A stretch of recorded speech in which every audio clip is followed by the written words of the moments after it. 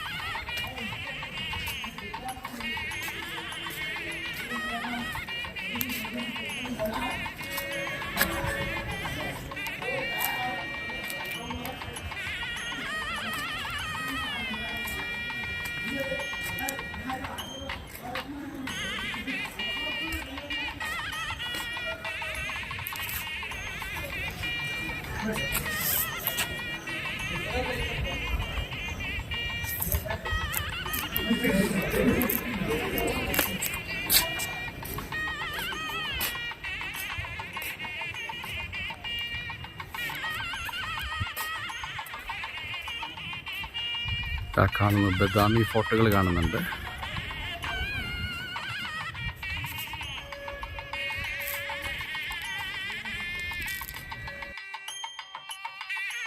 ആറാം നൂറ്റാണ്ടിൽ ഉണ്ടാക്കിയ ലോവർ ശിവാലയ.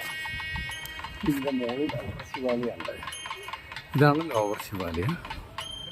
ഇതിൻ്റെ മുകളിലേക്ക് പടിയായിട്ട് കയറി അവിടേക്ക് നമ്മളെത്തും. അതാണ് അപ്പർ ശിവാലയ.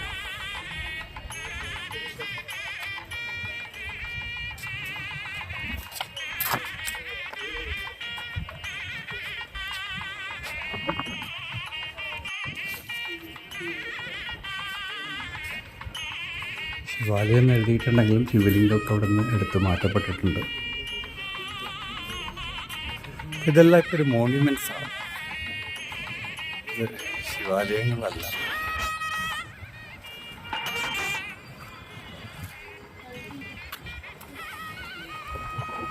അതായത് 1500 വർഷത്തിൻ്റെ കഥകൾ പറയുന്ന പഴയ കെട്ടുകൾ. നല്ല സുഖമുള്ള കാറ്റ്. ഇവിടെ ഇത് ഒരു കോട്ടയായിട്ട് ഉപയോഗിക്കപ്പെട്ടിട്ടുണ്ട്. ചരിത്രം കൃത്യമായിട്ട് വായിച്ചില്ല, അതുകൊണ്ടാണ് ഞാനത് വൃത്തി പറയാത്തത്. ഇത് അന്ന് ഉണ്ടായിരുന്ന പീരങ്കി ബാരലുകളാണ്. കോട്ടകളിൽ പൊതുവെ പീരങ്കി ബാരലുകളിൽ വെച്ച് കല്ല് നിറച്ച് വെടിമരുന്ന് ഉപയോഗിച്ച് അതിനെ പൊട്ടിച്ച് ശത്രു സൈന്യങ്ങൾ വരുന്നുണ്ടെങ്കിൽ അവരുടെ മേലിലേക്ക് എറിയുന്നൊരു സമ്പ്രദായം ഉണ്ടായിരുന്നു.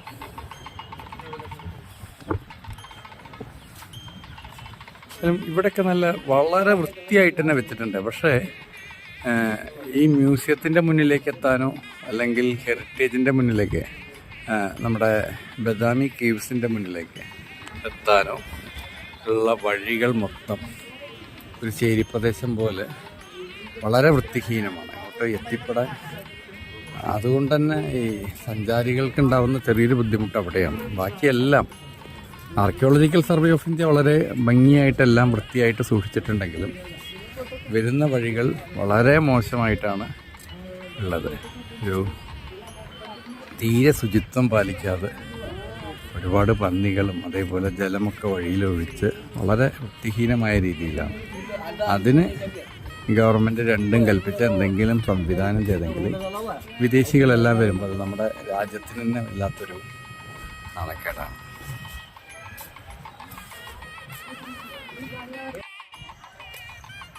ഇത് നമ്മൾ അപ്പർ ശിവാലയത്തിലേക്കുള്ളൊരു യാത്രയാണ് കേട്ടോ. കുറച്ച് പടവുകളിങ്ങനെ മെല്ലെ കയറി പോവാം. വലിയൊരു കുത്തനെ പടവൊന്നുമില്ല, സമയമെടുത്ത് കയറിയാൽ മതി, വേറെ പ്രശ്നങ്ങളൊന്നുമില്ല. ഇവിടെ കുറേ ഗുഹകളുണ്ട്.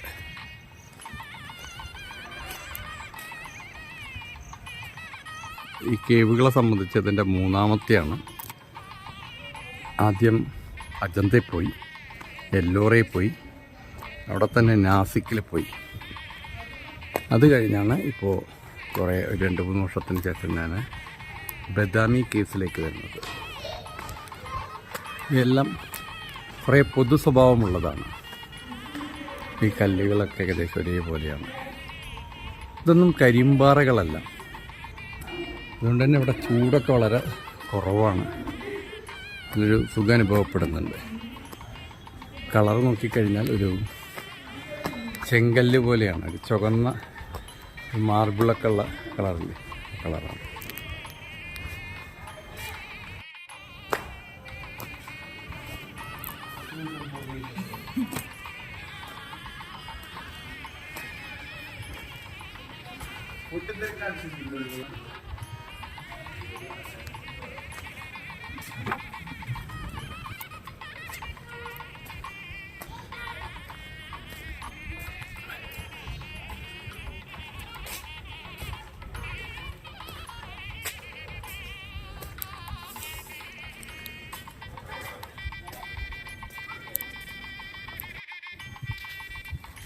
ഇവിടുന്ന് 2 വഴികൾ തിരിയുന്നുണ്ട്.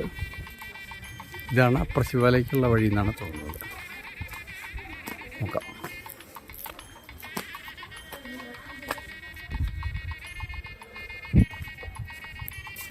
അങ്ങനെ പടവുകൾ. ഇവിടെ വീണ്ടും ഒരു ഗോപുരം പോലെയുണ്ട്. ഇനി നമ്മൾ അപ്പർ ശിവാലയ്ക്ക് പോകും.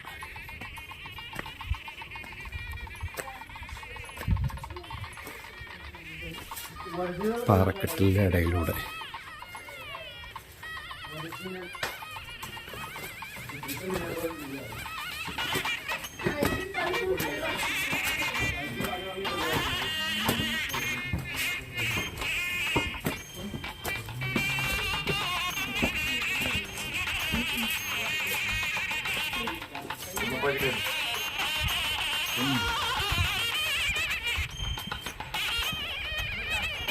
ഇവിടെ ഗണപതിനെ കുറച്ച് വെച്ചിട്ടുണ്ട്.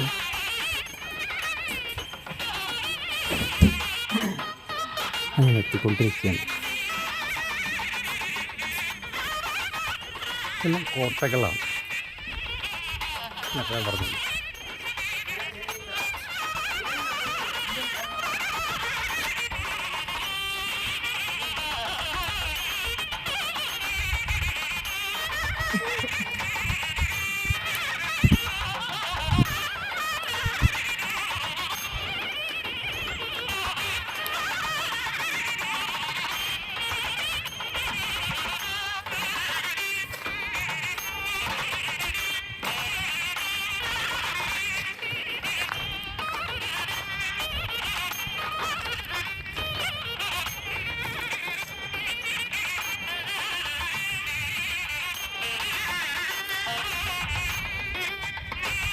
അതവിടെ കാണുന്നതാണ് അപ്പർ ശിവാലയം. അങ്ങോട്ട് നമുക്ക് പോവാം.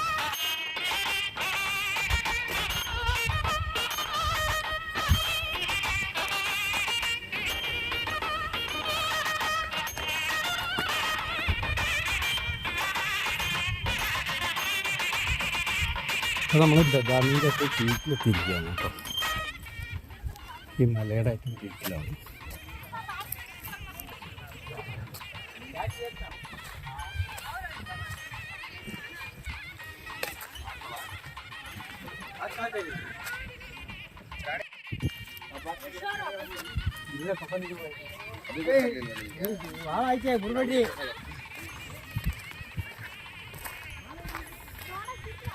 ഇതാണ് നേരത്തെ പറഞ്ഞ അപ്പർ ശിവാലയ.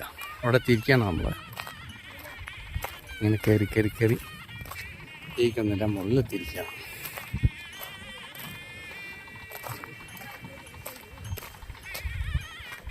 ഇവിടെ എല്ലാം കോട്ടകളാണ്.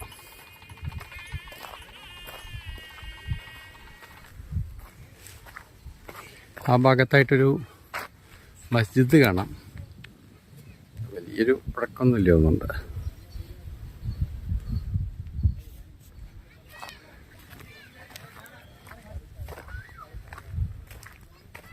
ഇനി നമുക്ക് ബദാമിയിലെ ഗണേശ വിഗ്രഹത്തെക്കുറിച്ച് ഒന്ന് പരിശോധിക്കാം. 642 നടന്ന തീവ്രമായ ചാലൂക്യ പല്ലവ യുദ്ധത്തിൽ പല്ലവ രാജാവായ നരസിംഹവർമ്മൻ ഒന്നാമൻ ചാലൂക്യരെ പരാജയപ്പെടുത്തി അവരുടെ തലസ്ഥാനമായ വാതാപി പിടിച്ചെടുത്തു. പല്ലവ സൈന്യാധിപനായ പരഗ്നേജാതി മനോഹരമായ മെലിഞ്ഞ ബദാമിയിലെ ഗണേശ വിഗ്രഹത്തിൽ ആകൃഷ്ടനായി. വിജയത്തിൻ്റെ ഓർമ്മയ്ക്കായി അദ്ദേഹം ആ വിഗ്രഹം തമിഴ്നാട്ടിലേക്ക് കൊണ്ടുവന്ന് തൻ്റെ നാടായ തിരുച്ചെങ്കാട്ടുകുടിയിൽ പ്രതിഷ്ഠിച്ചു. ഈ വിഗ്രഹത്തിൽ പ്രതിഷ്ഠിച്ച ശേഷം അദ്ദേഹം അതിൽ ആകൃഷ്ടനാവുകയും അതിൻ്റെ സ്വാധീനത്തിൻ്റെ ഭാഗമായി ആയുധങ്ങൾ ഉപേക്ഷിച്ച് ഒരു സമർപ്പിത നയനാർ സന്യാസിയായി തൻ്റെ ജീവിതത്തിൻ്റെ ശിഷ്ടകാലം ശിവനെയും വാതാപി ഗണപതി പ്രതിഷ്ഠിച്ച ശ്രീകോവിലിനെയും സേവിക്കുന്നതിനായി അദ്ദേഹം സമർപ്പിച്ചു. ഈ വാതാപി ഗണപതി വിഗ്രഹം അഗസ്ത്യമുനിയാൽ പൂജിക്കപ്പെട്ടതാണെന്നും വിശ്വസിച്ചു വരുന്നു.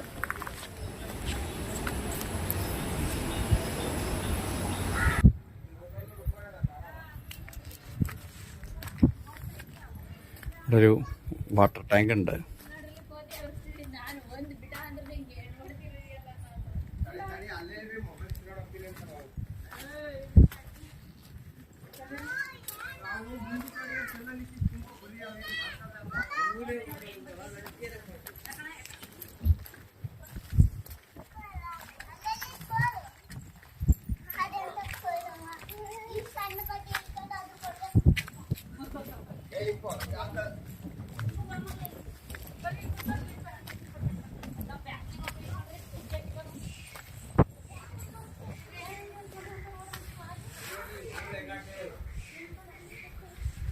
ഇവിടെ ഒന്നും ശിവന്റെ ഇതില്ല കേട്ടോ, ശിവലിംഗമില്ല, ഒക്കെ പുഴക്കി കളഞ്ഞിട്ടുണ്ട്.